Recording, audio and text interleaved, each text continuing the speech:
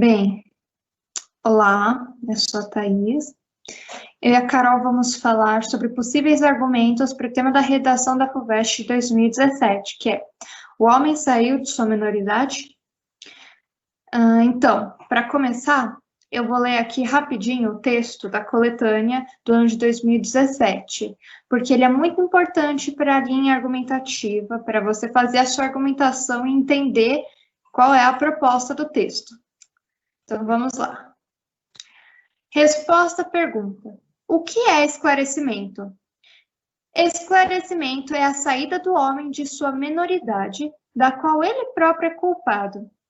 A minoridade é a incapacidade de servir-se de seu próprio entendimento sem direção alheia. O homem é o próprio culpado dessa minoridade quando ela não é causada por falta de entendimento, mas sim por falta de determinação e de coragem para servir-se de seu próprio entendimento sem a tutela de outro. Sapere aude, ousa fazer uso de teu próprio entendimento. Eis o lema do esclarecimento. A preguiça e a covardia são as causas de que a imensa maioria dos homens, mesmo depois de a natureza já os ter libertado da tutela alheia, permaneça de bom grado a vida inteira na minoridade.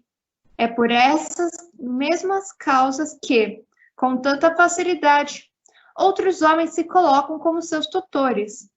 É tão cômodo ser menor. Se tenho um livro que faz as vezes de meu entendimento, se tenho um diretor espiritual que assume o lugar de minha consciência, um médico que por mim escolhe minha dieta, então não preciso me esforçar. Não tenho necessidade de pensar se é suficiente pagar. Outros se encarregarão em meu lugar dessas ocupações aborrecidas. A imensa maioria da humanidade considera a passagem para a maioridade, além de difícil, perigosa, porque aqueles tutores de bom grado tomaram-na sob sua supervisão.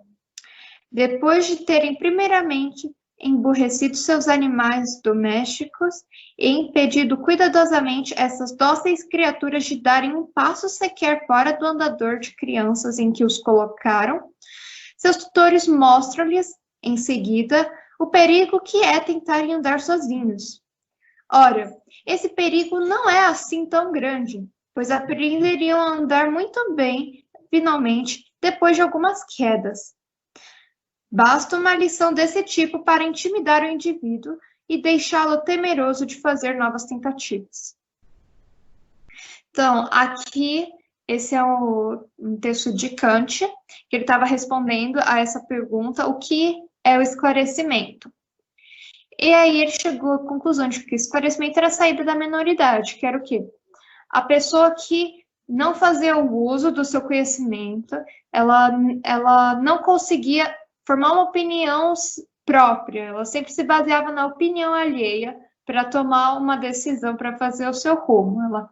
Ela dava a impressão, digamos assim, de tomar decisões, mas na verdade ela só fazia o que outros decidiam por ela. Isso é a minoridade. E aí o tema da redação é se o homem saiu dessa minoridade, chegou no esclarecimento que Kant fala. Aí, para nós desenvolvermos a argumentação, nós escolhemos uma tese para guiar a nossa linha argumentativa, que é essa daqui. É baseada nela que nós vamos desenvolver os argumentos. O ser humano não saiu de sua minoridade, pois ainda está se deixando tutelar pela opinião de outros. Então, é uma tese que ela responde negativamente à pergunta se o homem saiu de sua minoridade. Então, nós estamos defendendo que não. Agora, a gente vai para os argumentos que sustentam essa tese. No primeiro argumento, podemos usar como elemento sociocultural o mito da caverna de Platão, onde os indivíduos que estão presos nessa caverna acreditam apenas nas imagens que são refletidas pela fogueira, que seriam um senso comum. Análogo a isso, com o advento da globalização, ocorreu uma padronização dos gostos, que fez com que as pessoas sejam influenciadas a acreditar que gostam de algo, quando na verdade só estão seguindo o senso comum. Dessa maneira, continuamos presos em nossa minoridade, já que não desenvolvemos opinião própria sobre os assuntos que nos cercam. No próximo slide será apresentado um exemplo de argumento com esses tópicos. Em primeira análise, no mito da caverna de Platão, os indivíduos dentro da caverna têm a sua concepção de realidade construída com base nas sombras refletidas pela fogueira, ou, em outras palavras, têm a sua percepção tutelada por terceiros. Análogo a essa alegoria, ainda hoje, com o advento da globalização, ocorreu a padronização dos gostos da população, influenciando-a a seguir padrões ou ideias já existentes sem questionar, como, por exemplo, um padrão de moda que é pensado por outros e amplamente aceito sem uma reflexão. Por conseguinte, os indivíduos permanecem presos à sua minoridade, já que não desenvolvem opinião própria sobre os assuntos que os cercam. Bem, então, agora nós vamos para o segundo argumento, e ele precisa de alguns quesitos, cumprir com alguns quesitos. Primeiro, ele tem que fazer uma conexão com o parágrafo anterior. Por que isso? Nós estamos produzindo um texto, e um texto não é um conjunto de parágrafos em sequência, um texto, ele está falando sobre um assunto, ele está conectado, então a gente precisa fazer essa conexão do segundo argumento com o primeiro. Depois, nós precisamos fazer uma apropriação da coletânea. O que é isso? A bancada da FUVEST pede para você fazer uma apropriação da coletânea, que é fazer uma referência à coletânea, só que sem citar, que é pegar a parte do texto, colocar entre aspas, nem parafrasear, que é você falar o que está falando no texto com as próprias palavras. Então, você não pode fazer isso, mas você tem que, de alguma forma, fazer referência ao texto para mostrar que você leu. Então, aqui tem um argumento que eu vou ler e vou mostrar onde esses quesitos estão. Primeiro, então, vamos lá.